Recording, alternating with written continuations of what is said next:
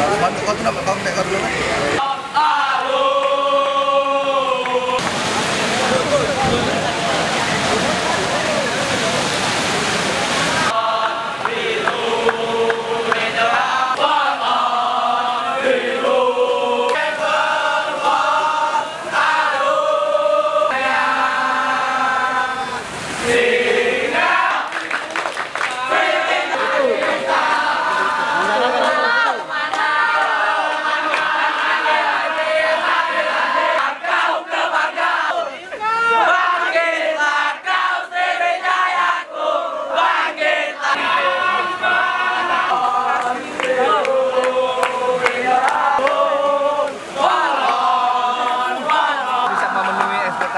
Tidak bisa memenuhi cita-cita kita semua untuk lolos degradasi.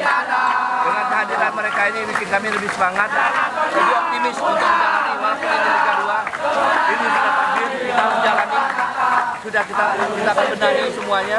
Kita akan bersama-sama jalan ke depan untuk cukup, insya Allah cukup 1 tahun saja di Liga 2. Supporter ini bikin kami lebih semangat, lebih optimis. Jelas. Program semua rencana sudah kita komunikasikan sama Pak Mudai. Seperti kata Pak Mudai, kita tidak masalah, kita lanjut, kita jalan terus, kita harus dengan penuh harapan, dengan kepastian yang jelas dari beliau, kita optimis tadi.